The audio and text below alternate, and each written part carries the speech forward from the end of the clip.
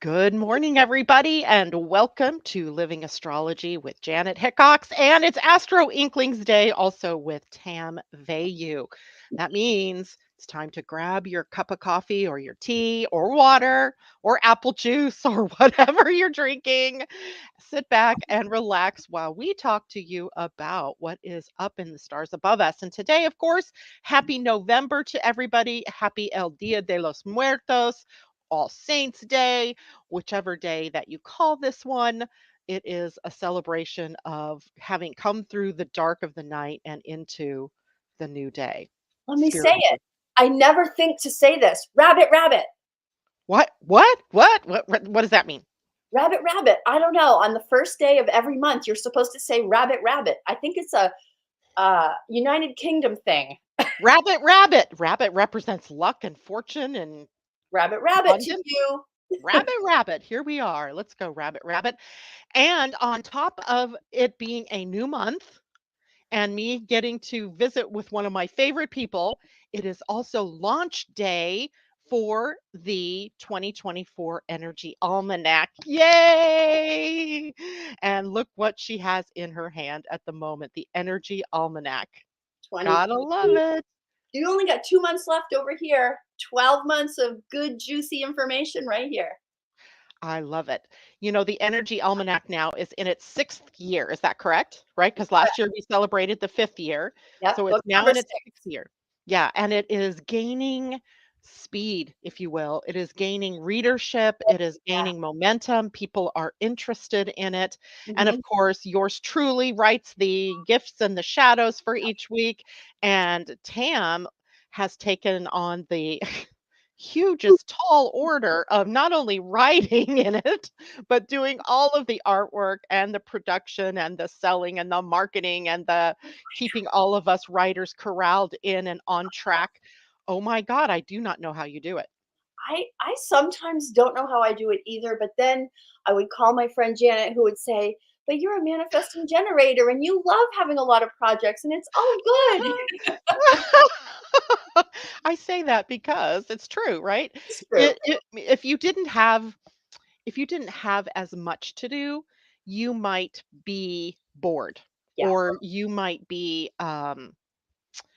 what I would say in some sort of doldrums because what happens for you, uh, manifesting generators anyway, is it is harder for you if you do not have enough to do than if you have too much to do, Yep. I right? That burns in me all the time. That is the truth Yeah. of how I am wired. It's difficult for my family to understand for sure, but this is me. This is who I am.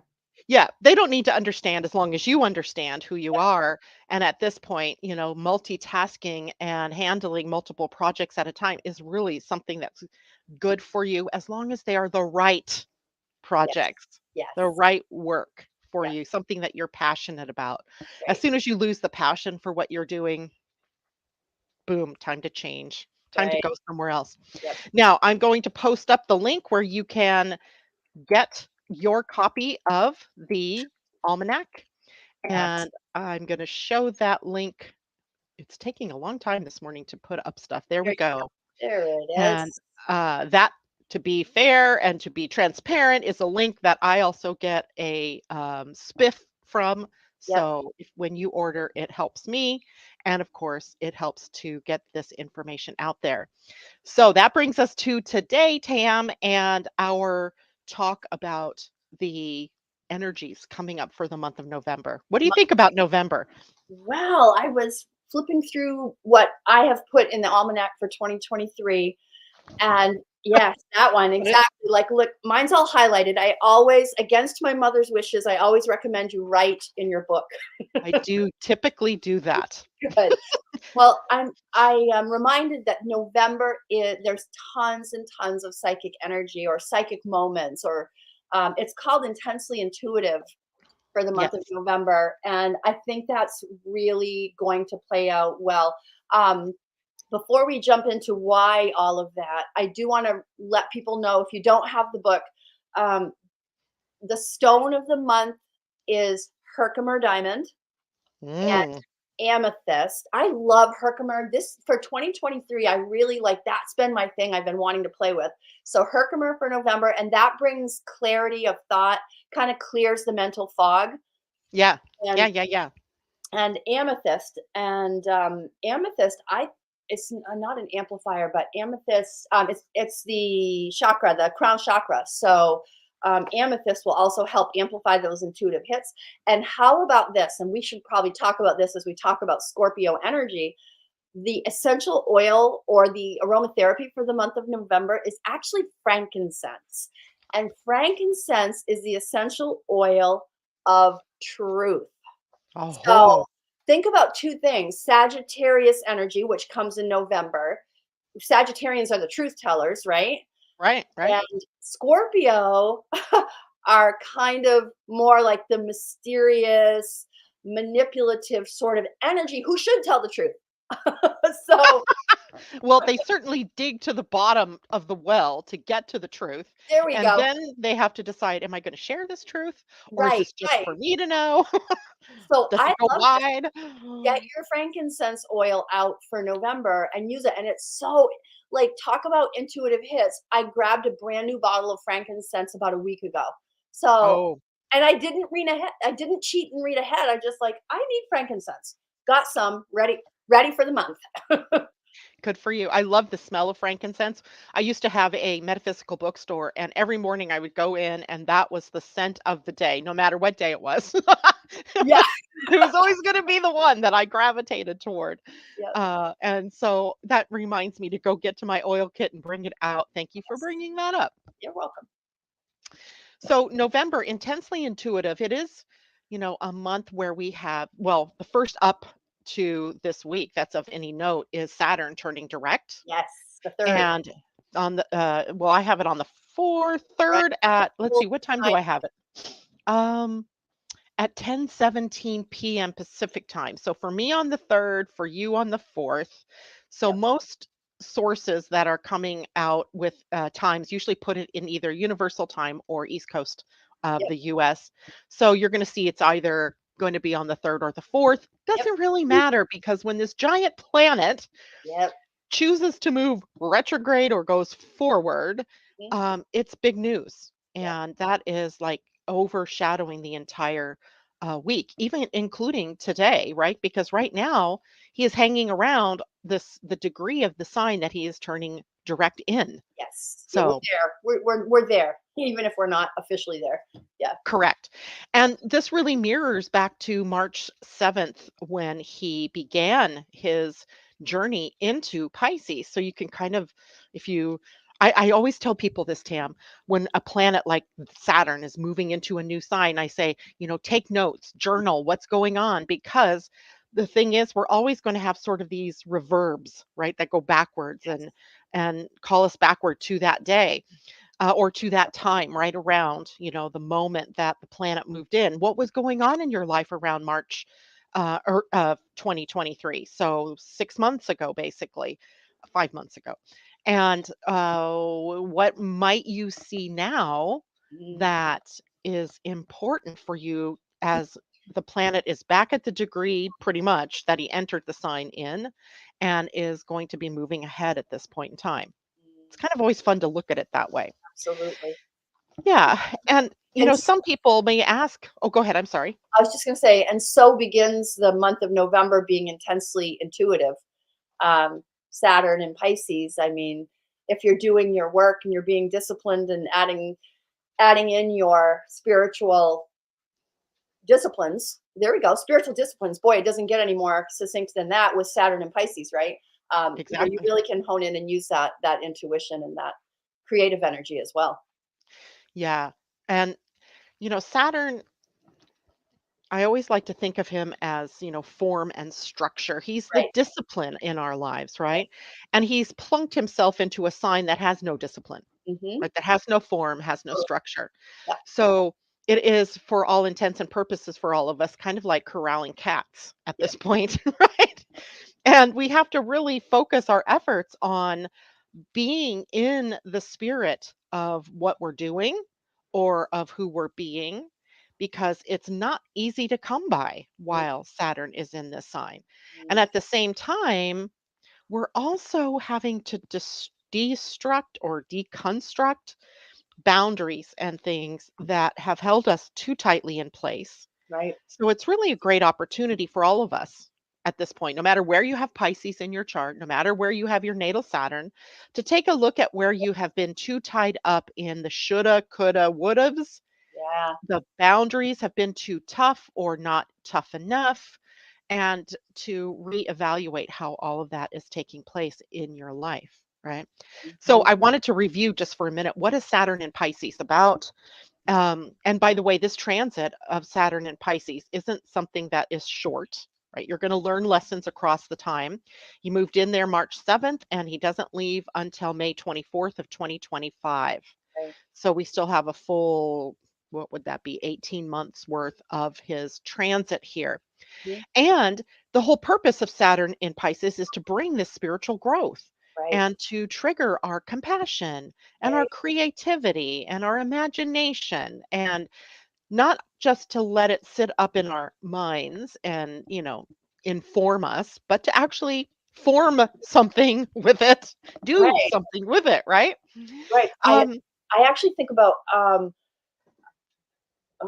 kind of lost my train of thought. Sorry about that. It's getting you out of your own way, kind of. I think yeah, out of complacency and out of martyrdom. Uh, Woe is me. Pisces can be woe is me. And do you agree? Are you yes. I'm having an aha moment as you're okay? talking. So Okay. if I looked like I was off in la la land, I was, because I just had an aha moment about my own thinking over these past few months while Saturn has been retrograde, Mm. and definitely taking me into the victim martyr Yeah. I mean, energy that I totally forgot about. you're not alone for sure. I mean, all of us have that Mm. part of us in us, but um, I think it's worth looking at and working on. The word Yeah, deconstruct that you used, I love that. Like that's the word that I wrote down. Deconstruct. That's perfect. I love it. So now we know Pisces, of course, the last sign of the zodiac, is all about the dissolution of boundaries. Um, and it has this energy of merging with the divine and the collective consciousness. So it prompts us all to feel more in it together kind of feeling, right? That we're not alone in the struggles. We're not alone in living on this planet where, bombs are dropping on people. People are, scrambling for their lives, and people like in your own state being murdered just out bowling or, having a good night. Yeah, Um, so living in this level of uncertainty, Saturn in Pisces can help us ground ourselves in our spiritual beliefs, sure. right?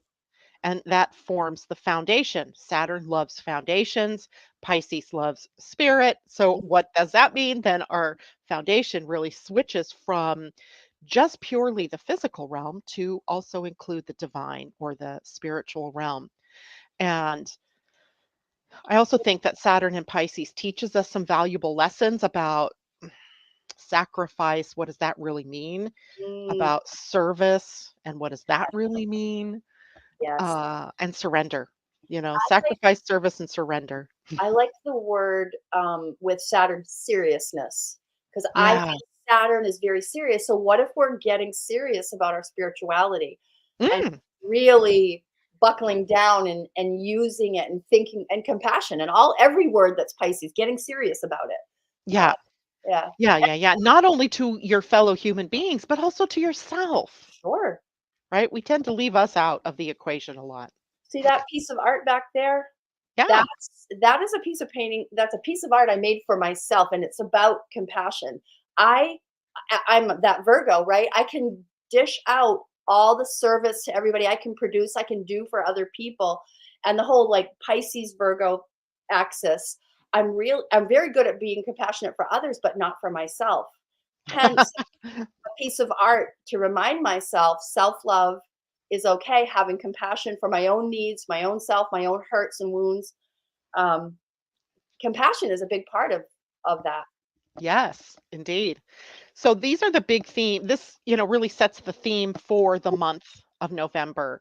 Sure. There's other things going on to be Yeah. sure, but Saturn turning direct is a big one, Yep. and Kick it off. kind of, he doesn't just like suddenly speed ahead, No. but he slowly gathers steam and reminds us all of the different facets of our existence here on the planet. And because he's the planet of structure and form and karma, right? Don't Yep. forget that word. Um, it means that there's lessons and challenges ahead, right? Or especially ones that we've had since May when he turned direct. And we may see those sort of things that we did in response to those challenges start to bear fruit, Mm, right? Start to come to fruition. And mhm, that's because in May we would have had, a lot of inner stuff would have had to start shifting and morphing. mhm. And until Saturn makes that move to direct, we don't see the effects or the of our efforts in the outer world as much. So we get to start to see the tangible effects of the things that we've done, and that's always a good thing. Right. And it is also an open invitation then for us to balance our spiritual and our physical, earthly existence, or our approach to life in general. Mm. So, lots of good stuff with this one transit. Yeah, if you're doing soul work, this is a great one. If you're doing any kind of work on yourself, Yeah. this is a great time to get a reading or to get, some coaching, to even, get deeper into journaling, or asking questions of yourself, right? What have I learned from this Saturn in retrograde? What were the challenges I experienced from May until now? And 9 times out of 10, you're going to be able to trace that down to the house that Saturn or Pisces is in your chart. Mm. So, and sometimes you might need some astrological wisdom to get you there. So, get a reading Better read or get some self study going, right? Do some work. So, when I looked at the month of November, Tam, I really saw that the month was, I mean, other than a few, big things, Venus moving into Libra, Mars moving into Sagittarius, Mhm. Mercury into Sagittarius, that most of the month was about the relationships between planets. Mhm. Like, Aspects. yeah, aspects, otherwise known as aspects. And as I as well, I get my calendar, and I don't know if you can see this, but I highlight, and I, like you, write in books, right? Um, as I was highlighting them every week, there is anywhere from 3 to sometimes 4 or 5 aspects going on between planets. Now, I'm not saying that that's unusual, but to me, when I looked at that, it is something that I think we need to really talk about. What does it mean? Like, for example, tomorrow the sun is in an opposition to Jupiter. Mhm.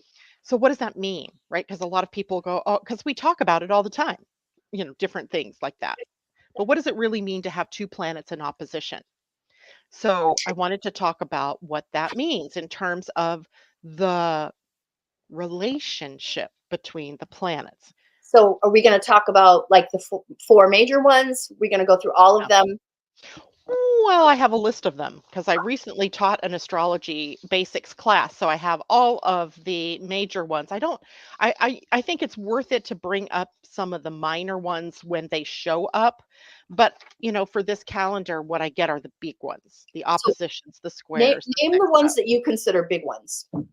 Oppositions and conjunctions, Mhm, sextiles, mhm. trines, Mhm. and squares. Perfect. That's what Those are the big I ones. would have said. Good. Yeah. But then if I see a quincunx, which is also called an inconjunct, Yep. I will hone in on that one just because I know how difficult those can be. And I think it adds to the discussion of any day's energies that is hosting a quincunx. Mhm. But for this morning, there's a couple of words that people need to understand because astrologers will use them quite frequently. The first one that I think of is the word orb, right? Orbs. What does that mean? Mhm. Because when planets are coming into these aspects with one another, there's a certain number of degrees between the two of them that we consider being actually in that aspect. So typically, for the bigger ones, like we just talked about, the square, all of those that we just named, the aspect that I use is about 6 degrees. So Okay. that would be, say, 2 degrees coming, 2 degrees of, and then 2 degrees after. Hmm. So anywhere in that is called an orb, Yep. right? And in that, we say that the planets they're influencing one another already. So even though tomorrow is the day that the sun is in opposition to Jupiter, you might as well already consider it happening right now Hmm. because it's building, right? It's in its building phase, and then it'll be in the actual opposition, and then it will wane, right? So that's the way these transits work. Now, when we use the minor planets or the minor aspects, like the quincunx or in conjunct, the semi-sextile and things like that, which we are not probably going to talk about today. Um, those aspects or orbs, excuse me, is usually about 1 or 2 degrees. Oh. Very, very has to be pretty darn close Mhm. in order for it to be impactful in your chart or in your life. Does that make sense? Oh, perfect. Makes perfect sense. I'm going to just try to get it down a little bit. The orb is the range of degrees that planets can be working with each other in. Yes. Yep. Now, of course, there are exceptions to those rules too. So sometimes, like if you have a lot of planets in, let's say, Pisces, and let's say they are at 6 degrees to 8 degrees of that sign, we know that if you have multiple planets there and a planet like Saturn is changing direction, the impact is likely going to start the moment that planet changes direction. Mm, So you can just we can be a little more generous with the orbs when we know there's a lot going on in a particular sign. mm. Okay. Now, the opposition, because that's what I brought up first. An opposition is a relationship where the planets are, as you would expect, 180 degrees from one another. So, what we're saying here is that the sun is 180 degrees away from Jupiter, and that is called an opposition. And we sometimes call this seesaw energy, right? Because both planets, like, it's not that the sun is more important in this or that Jupiter is more important in this. It's just that we might swing from one extreme of the expression to another while the transit is taking place. And it might be uncomfortable, it could be frustrating. So we can say that the sun opposite of Jupiter can be frustrating. And what's being frustrated? Mm. The energy of the sun, Mhm. right? Your personality, what you do. And it might be being frustrated or challenged by Jupiter in Taurus, that both wants growth and expansion, but also practicality of expression. How do Right. I grow practically and demonstrate my gifts and my talents from the sun, my ego energies, my personality energies in a practical, down to earth sort of way? Mm. I'm I'm thinking about the fact that Sun is in Scorpio, Jupiter's in Mhm. Taurus, and so she's talking about uh, the Taurus practicality. Scorpio. So what went off in my head is they're both about money. Scorpio has that other people's money, OPM we call it, uh, joint money, and then Taurus this more singular money. And I'm and value systems, the self worth, the Taurus developing that, you know, what matters to me kind of thing. And I'm wondering if societal economy is bumping up against um, your yourself, your Scorpio money, and creating a frustration. The economy certainly is out of whack right now, right? Yes, it's ridiculous what's going on out there. But um, both of those signs are involved with that. And here's the balancing act. We have to balance our, ooh, can I say this? Can we have to balance our greed or our wanting and desiring more and more and more with the Scorpio side that says if you want to add more, you've got to delete something, Yeah, right? At some point, if you keep adding things to your computer or to your phone, what happens? You get a message. You're right, out of storage, right? You right. don't have any more room here. You have to delete something. Yep. So here is an invitation then for us to delete, to let go, to uh, release ourselves from something in order to grow and expand appropriately. Otherwise, we're just adding to the pile of trash that Mhm. is the earth at times, right? Or I always think of this as in hoarding situations, This is right? funny, like, you're reflecting on, oh, yeah, I get that. Taurus does they're the collector. They are the collector. So, yeah, you're calling them greedy, but I tend to think about the practical side of Taurus, and just from personal experience with some Scorpios that I know, they come off as the greedy ones. So I kind of got confused because I'm relating it to my personal experience. I was like, And I'm not saying that they are greedy. no, I'm no, I saying that know the energy of greed is a energy of part of greed. it. No, I'm not Yeah. saying specific people, but yeah, that's interesting. Okay. Yeah. And of course, the bigger energies of the world at the moment are moving away from that earthly production and moving toward more making more money. Now, you might look at the world and go, uh-huh, yeah, that's not happening. But essentially, the further we go into the air age, away from the earth age, the further we're going to get into seeing things in a different way, going more digital and a digital, like I went to purchase my 2024 Pleiadian Earth calendar, and it isn't a physical calendar anymore. It's just digital. Right. So there's no physical product, and that's part of the air age, right? It We're going to is. see this more and more, the Yeah. physical being released in order for the digital or the cloud storage. Yeah. So and it's not that the physical act, like money, at some point. I mean, what do you hear about all the time? Just a digital economy. Digital currency. Mhm. Absolutely. The going away of paper money. Yeah, the going away of paper money, the going away of paper like bills, like Mhm. every one of my credit cards, every one of my utilities, they all have paperless billing. I got a notice from my doctor, paperless billing started July 1st, and you're not getting any more paper statements. So weird. Is- It's but you're This is the age of air. So it's the age of as Aquarius, and we have to roll with it. Yeah. So as we start to move like this opposition is just one indication of what we're letting go of and what we're moving toward Yep. and needing to balance them, right? We can't completely let go. It just because there's too much built upon what we have. But we can let go of what is no longer serving us or working Right. or what doesn't make sense. Okay. I have And a question about this opposition that is so it's Jupiter, so we're in that energy already. This orb is a 6-degree orb? yeah, Okay. 6-degree orb. I count them as 6 degrees. And like I said, I break it up, two coming, two in, and two going, which gives us maybe 3 degrees, on either side of exact.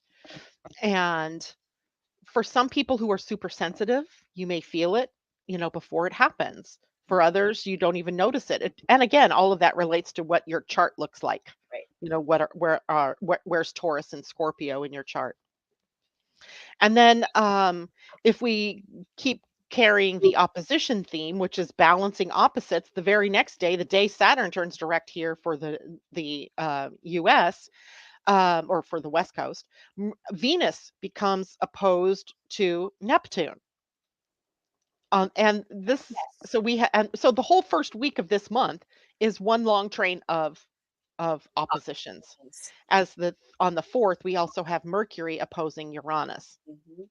So for the next few days, everybody think about what opposing forces are taking place between the sun and your Jupiter or Jupiter in transit, and now Venus opposing Neptune, right? So now we have two principles of love energy, right? Venus, love, relationships, so physical love, Neptune, unconditional love or spiritual love, I am right? I'm looking at the almanac. That triggered me to say, okay, Venus, what did Janet write about in the prediction for November 6th through 12th? Because that's when that will play out, right? Yeah, And you wrote about Venus moving through the spleen center, triggering the shadows around value and relationship. Um, it's in the shadow of perfection and being our harshest critic. It's time right. to reevaluate your self worth. Huh. Yep. Yep, Interesting. yep, yep. So, Venus ends up there starting on November 12th, actually, is when the Oh, let's exact go to the next is, one.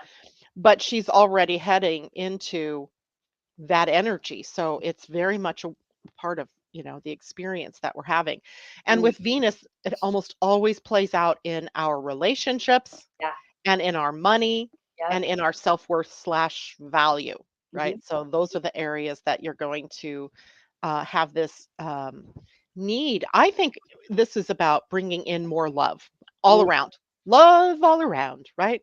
Love to oneself and love to one's family, to community, to source, just love all the way around.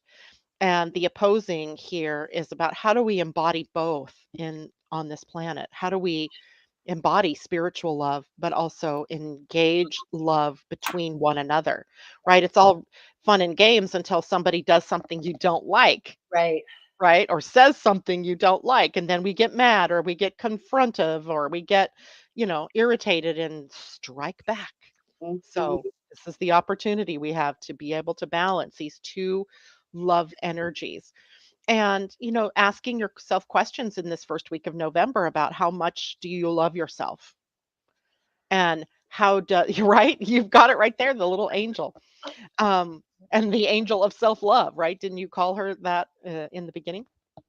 So self-love, and how does that apply to my relationships, and how does that apply to the relationships further out, even because the further you go from being in a personal relationship, the more it is your beliefs about who you are in the grander scheme of things, the bigger, wider world. Hmm. And of course, Neptune is the ruler of Pisces. Yes, and let's see. Hold on. There's Neptune stuff this month.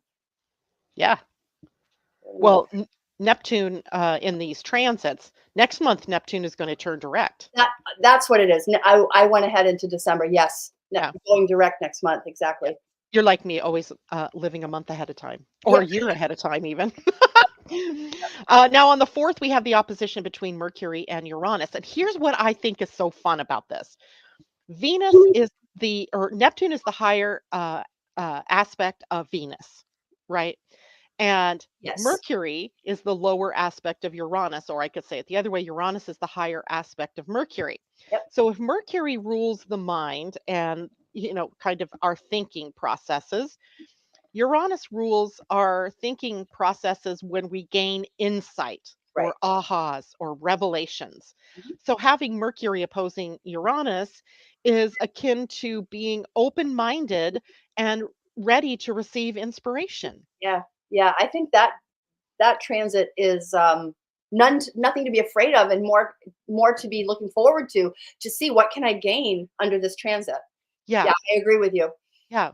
But I can also see that it can also be the point where some people get into anxiety, right? Really, Because Uranus, well, Mercury and Uranus both have a lot to do with our nervous system I get that. and Yep. the physical body. Yep. And because Uranus is high vibration in terms of frequency, um, it can, like, overjuice our like, if you're in worry, Yeah. it's going to amp up worry, but if you're in peace, it will also amp up peace. So I So guess whatever it is, it all depends on if your glass is half full or half empty. there you go, right? If your glass is half full and you're in gratitude and forgiveness and love, then this is going to feel a whole lot different Yeah. than if you are in fear and you're shrinking or constricting, and those aha moments or those unexpected things might cut the legs out from under you. Mercury will be in Scorpio, Yes, and Uranus, of course, is in Taurus. Taurus. Interesting. Oh my Yeah, gosh, really interesting. yeah, Okay. yeah. Huh. So the stories, right? The stories are coming out here Yeah. between these different signs and the planets that are in them. Okay. Any questions about the opposition? You guys can put in comments. Let me just say a quick good morning to everybody that's shown up because we haven't really talked about that yet. Good morning to Christine Buckingham, Pam Zaruba, Joan Durkee, Teddy Hickox, Natasha Venter, and of course, Terry Hickox, my lovely husband in the other room. Oh, Uh, Mary, Asa, hi. Hey. he's had knee surgery. He had a knee replacement, so he's been home for, oh my gosh, 6 weeks now, since Oh, September 11th. wow. Yeah, but getting better every day. Asa, good morning to you, and also to who is that down there? Narges, good morning to you. Happy to have you with us this morning. Sandra Jean Boyd says, Aloha, gorgeous ones. She joins us from Hawaii, I'm pretty sure. And everybody else who's out there that I haven't seen, it looks like we have quite a few listeners. And if you are on Tam's channel and you're joining us, welcome to Astro Inklings, Hey. where we get to have this astrology chat. It's all about Janet. I love it. It's all about Tam.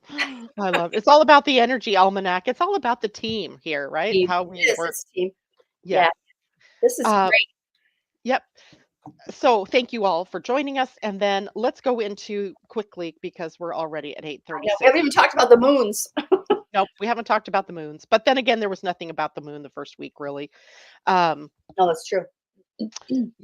Next week, the second week, starting November 5th, the 5th is kind of quiet. The moon's in Leo that day. And I just love weekends when the moon is in Leo. It's time Yes. for playing, Oh, resting, oh my. having a good time, Yep. doing fun stuff, right? My husband's a Leo rising, and that Leo energy is just so much fun, and it's so very playful. I enjoy that energy too. Yeah, yeah, yeah, yeah, I do. I love it on those weekends when Leo is in play and I don't have a lot of work that I have to do. Right. Right. It's time to play. All right, but as we get into the 6th on Monday, that's trine day. So let's talk about trines, right? Oh We yes, have it is. Yep. Venus trine Pluto and Mercury's trining Neptune. Yep. I like how they're lining up and making it easy for me to explain these things. So a trine forms when planets are in a 120-degree relationship with one another. And that puts them in elements that are alike, right? So a trine is always going to be in like elements. Mhm. So when we're talking about Venus in a trine to Pluto, we're talking about Earth, right? They're both in Earth signs, at least at that moment.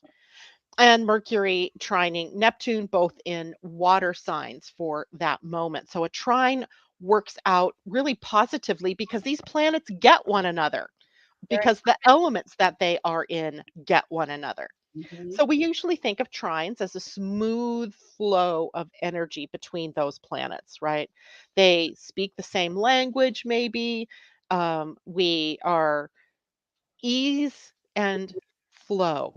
Those Yeah, are the words that I think about with a trine. How absolutely. about you? Yep. Harmony is the word that comes Yeah, into play. In a more Leo language, I would say like they're skipping in step.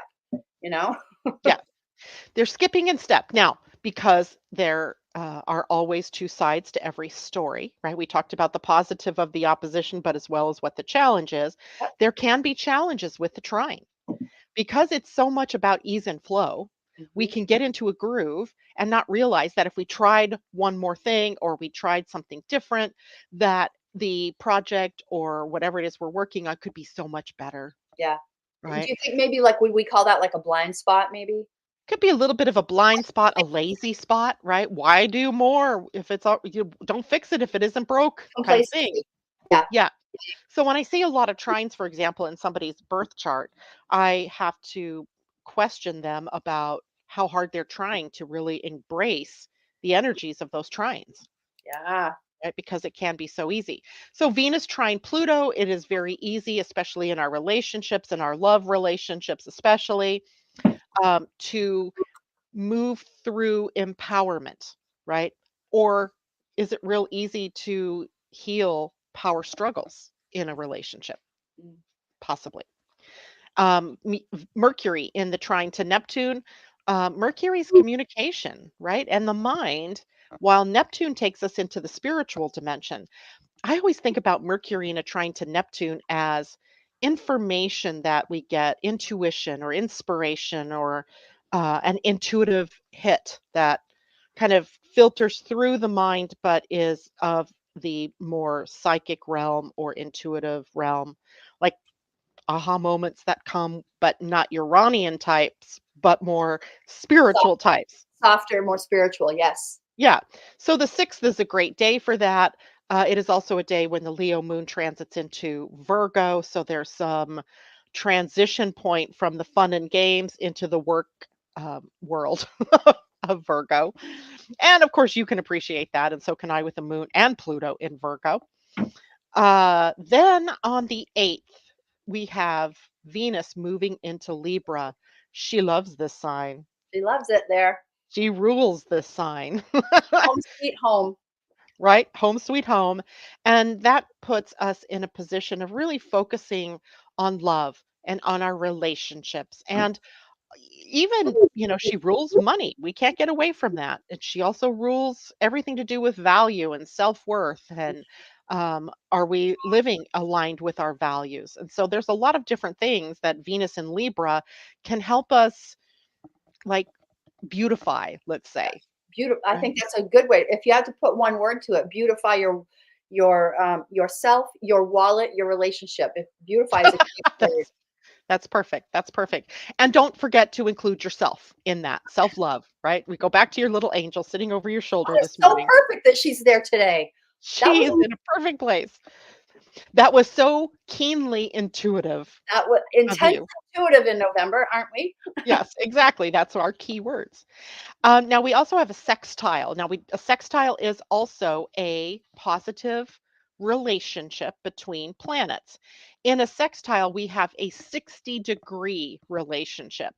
So that puts these in like modes. Let's say they're both either they get along with one another, right? They work similar to one another. Like the talents of each are Brought out, more highlighted. visible. Yeah, Yeah. exactly. They're complementary, in other words, complementary.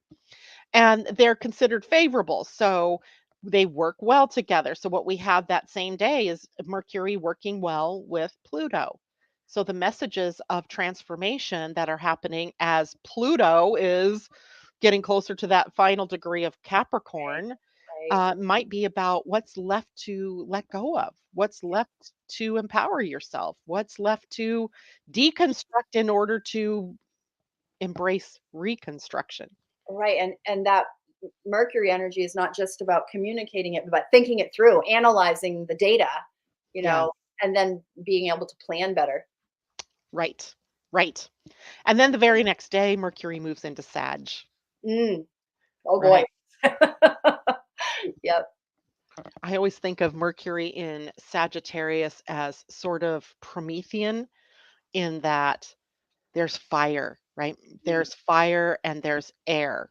Mm-hmm. Mercury is an air planet. So it's fanning the flames of Words. adventure. Is it fanning the flames of information, Yeah. truth? Mm-hmm. Could be a lot of different things, but Mercury will be in Sagittarius through, I believe, the rest of the month Yep. until we get into December. So it's an opportunity for us to be more truthful, to Yes. be more transparent, perhaps, to be more I think our conversations turn more toward exploring new things, trying new things, getting out of our own way. Mm-hmm. Um, the one thing we'll have to watch for is Sagittarian bluntness. Yes. That's why I say watch your words. Like think before you speak. If you're a Sag, especially if you have a lot of Sag energy in your chart, watch it. Yeah, It can be dangerous. it can be lethal. Words have distinct Oh, power. yes. Right? Yes. And they can be used for good or they can be used to cut people down. Mhm. And you can't take Or it back. Once they've left your mouth, they don't come back. that's So right. really do be careful. I mean, as much as Sagittarians can be fun and light, they also can cut like a knife. Right. And it's not because they want to be hurtful. This isn't necessarily hurtful energy, but they have it's like a straight line to the truth. Yes, And that's just what they want to blurt, right? yes. They want to say. But sometimes that comes out in a way, if you haven't thought about what you're going to say first, it can come out in, cutting, Yeah. not necessarily pleasant. So we all have to be ready to think about our words before we talk. Yeah. Right. Yeah. Anyway, we'll talk more about that, I'm sure, as time goes on here on the morning show. Now, on the 11th, I love it, 11/11, Veterans Day here in the United States. We have Mars. That's the first Mars that we've heard about in this month, and he is in an opposition to Uranus. So, Mars is the planet of action and dynamic motion. And again, we're in an opposition, so we have Mars who's wanting to do dynamically forward momentum type things in an opposition to Uranus, who also appreciates moving, right? He wants to elevate, he wants to change, he wants to be Right. the agent of innovation and inventiveness. Um, and in an opposition, it can also lead us to taking a lot of actions that might not have been thought out very well, rash actions. 11. So, but Mars will be in Scorpio. Uranus is in Taurus. Yeah. Okay. I'm just thinking it all through in my head about, but Mars is the ancient ruler of Scorpio. Is that correct? He is a co-ruler with Pluto. Co-ruler. Yeah, Co-ruler. he Okay. co-rules the sign of Scorpio, so he's Okay. empowered. Yeah. And therein lies a little bit of the danger, because of the two planets, Mars is the one that is empowered, right? Mm, Uranus is not particularly happy in Taurus. right. Right. But Mars loves Scorpio. Hmm. So it can lead us to rash actions, Yeah. right? Inspiration strikes and we act. We don't think first, we act first, Right. which means that we may be more confrontational. We may have a lot more reactivity versus being in response to our lives in general or to the people around us. So we just want to, cool it down a little bit, cool it down. I am Um, 11/11 is a big day for me. We bring the Energy Almanac to the Natural Living Expo in Massachusetts. It's a gigantic expo, thousands and thousands of people, and I'm a speaker. I'm one of the keynote speakers that day, and I'm thinking, Yay! how can I harness this? You can harness this by daring to say things that you might not have said, That's right? why I always fill a room, Janet, because they know I'm going to say something surprising. Use that Mercury in Sagittarius to say truth, right? And to not I'm going to. necessarily sugarcoat astrology, right? So many people, you know, th- I think there's a lot of people out there who are closet astrologers. They absolutely love astrology. You say something about astrology, next thing you know, the room is like filled to the That brim, is the truth. I always say it's everybody's dirty little secret. They don't want to admit it, but they're right? in the closet reading the Energy Almanac. I even think scientists read their horoscopes I agree. just so they can poo-poo it, but whatever, right? Um, it's still being read and people are interested in it. So I think that's a great day for you. The moon that day will be in Libra to let's see, 10:40 a.m. It'll switch in the West Coast. So that's 11:12, what 1:40 on your coast. Yeah, It will switch into Scorpio. yeah. So what time is your talk? I'm talking in the morning under um, Under the Libra moon. in the Libra moon, which is great. I mean, honestly, I think that's perfect. Yep, being received in a beautiful and open Yep. way by people. So I Yeah. like that. Yep. Yep. Yep. Plus, you have a lot of Libra planets, so it should be perfect for you. Yep. Okay, now we go to the next week. We have the sun in an opposition to Uranus. Yep. That is about inspiration, hands down, Yep. right? Yep. Being inspired, taking inspired action. The only thing is, it's the new moon that day, too, Yep. right? That is the first new moon or the first moon cycle of the month. And that new moon is going to be loaded with connection. The Yeah. moon will be opposing Uranus. If the sun is opposing Uranus, so is the moon Yep. on a new moon. Yep. It will be conjunct Mars. Yep. She will be trining Neptune. She will be in a sextile to Pluto and a square to Saturn. That is a big moon for us on the 13th of November. Yep. And in a positive way, right? This is the new moon of Scorpio, right? Mhm. Scorpio. Mhm. So it invites us an invitation to go into the depths, to go into releasing ourselves from baggage and weight and things no longer that serve us no longer. Um, it's a big one. It is a big one. There's so much Yeah. on there. Uh, Tension, passion, drive, compassion, mystery, all things dark and sexy. Whoa. Uh-huh. Uh-huh. So of the year, it is a moon that is it is one of the more intense new Intense. moons. Yeah. Yeah.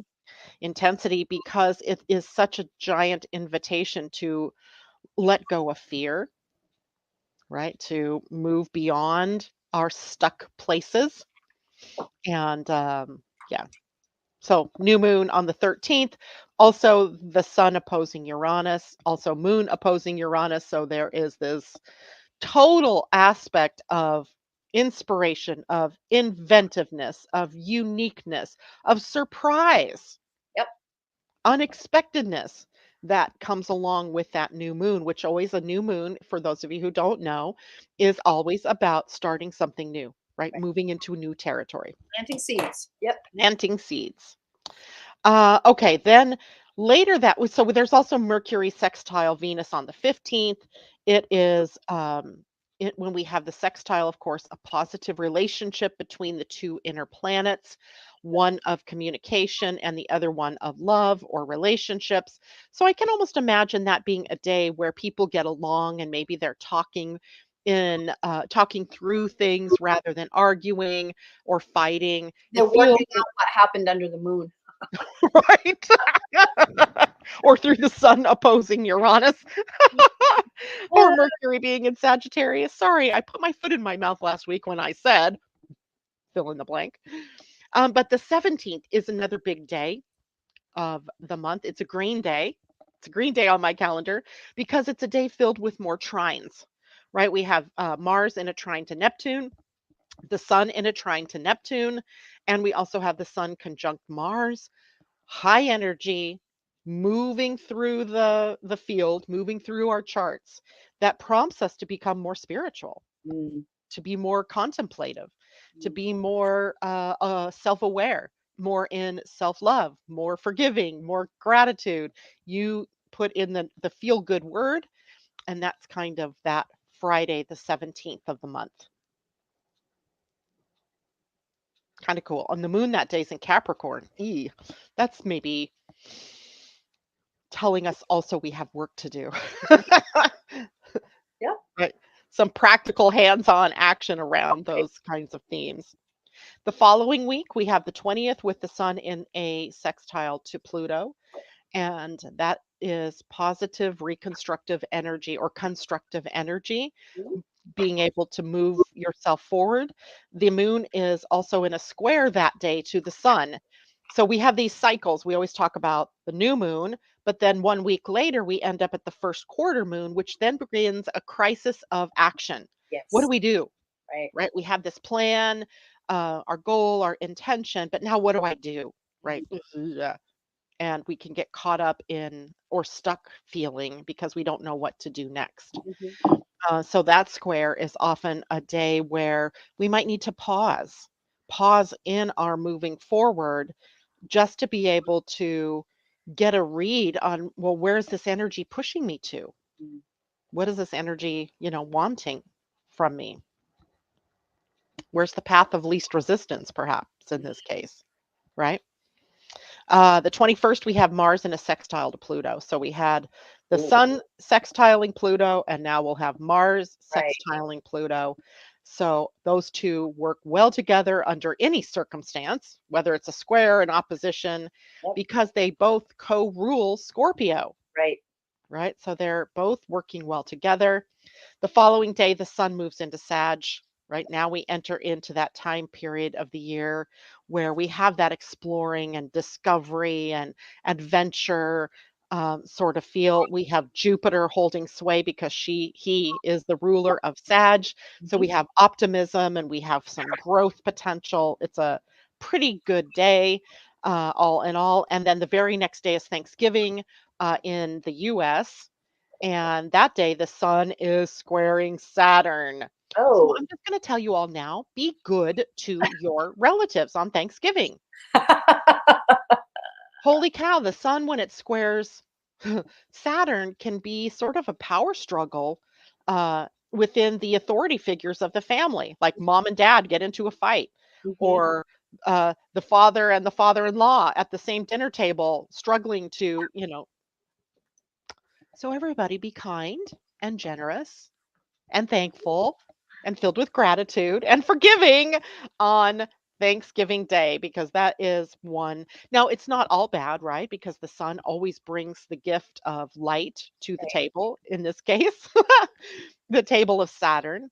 Yep. So, how is it that we can, really um, generously be in gratitude about the foundation that we have with our family, right? Even, we can just say, we Mm, don't always see eye to eye, but today I can be grateful for your presence in my life. mm. Beautiful. I like your how you're thinking. Yeah, my mind is out there somewhere today. Um, I feel like I have smoke coming out of my ears because the wheels are turning right now. Lots of wheels, lots of wheels. The 24th, Mars moves into Sagittarius. Yep. Now we have the adventurer's spirit and the adventurer's feet, the fleet Right. feet, the getting going energy. So, what new territory might you want to move through? What new uh, optimistic adventure might you want to get yourself involved with? So, wherever you have Sagittarius, that's the house that now begins to be lit up, right? Because now we've got the sun there, now we'll have Mars there, and that energy is very hot. Mars and the sun, they're both hot. I'm So, nervous. I'm super uh, nervous. what house is that for you? Well, I'm a Sag rising, and I think Mars is conjunct my ascendant. So, you're So, going to have a Mars return yep. at the same time that you have this energy of the I am, of Mm, your identity, mm. as a, maybe a leader of something new coming out, being pulled out of you. I can't take it. Yes, you can. Yes, you can. Obviously, you can. The 25th, Mars comes into a square with Saturn. So now our actions, this is the saving grace. I look at this as the saving grace because now our our Mars inclination to move forward and to do it fast and to gain momentum gets tempered a bit by Saturn's need for structure and form, a goal, a plan, Right. administrating the plan, taking one step at a time. Right. So we have a little bit of the brake pedal Mhm. that happens at the end of this month, or on the 25th at least. Might be, because that Friday is, what do they call that? Black Friday, where everybody goes shopping Friday. crazy, right? Yeah. And that means Mars might have a little bit of brake power from Saturn. So don't overdo it in the Be stores. disciplined. Yeah. Be a little more disciplined, right? You don't wanna enter into the new year already in debt. That would be not fun. And I can't believe we're actually talking about what's coming next.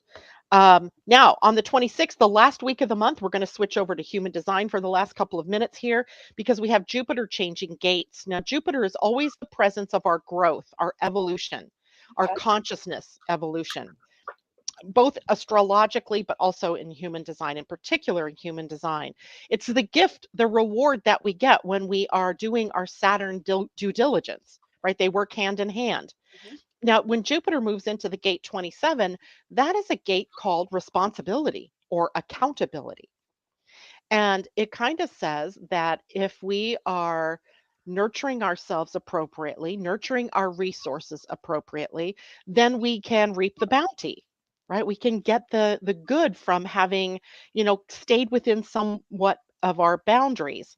It is also a gate that where we are nourishing ourselves and others, nurturing. It has a lot of nurturing energy. It's cooking for one another energy. It's gifting one another energy.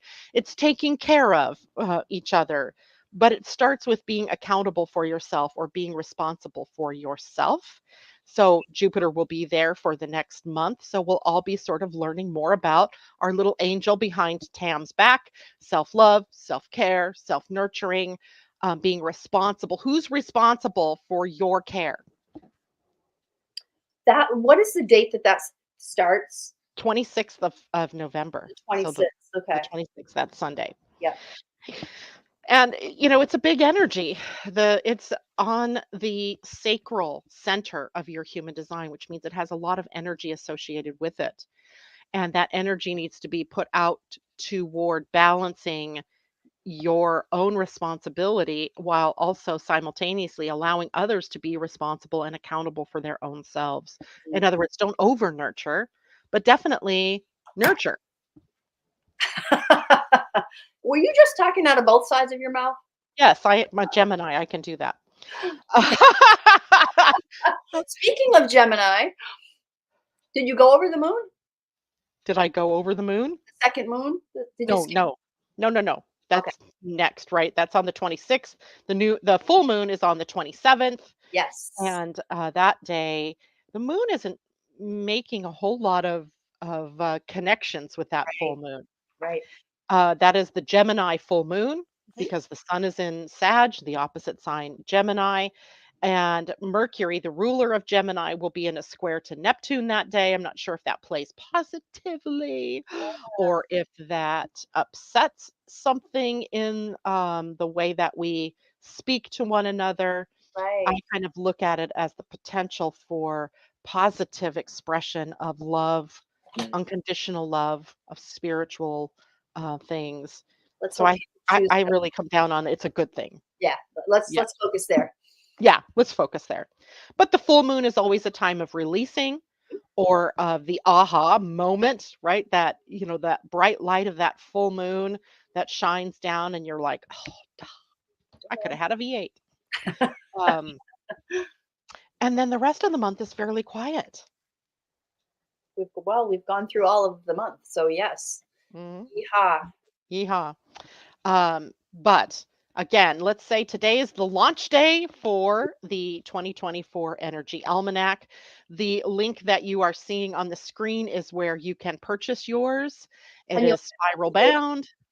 I want to tell everybody that if you love this coil bound book, which lays flat for writing, there's literally only 100 left. I bought 500 of this kind, this binding. So only 500 left. After that, we go into a paperback version. Oh, get yours today. Get Get yours. yours today. Be one of the 100 that gets the coil bound if that is what you choose. There's also a digital format There is and a the ebook. paperback format. That's So, across all platforms. You can find the ebook everywhere, no matter what. There's so many of those platforms now, and it's there. So yeah. Yeah. All right. Well, that is it for us today. It looks like for December, we will probably actually be together in November, the 29th, because otherwise we're at December 6th.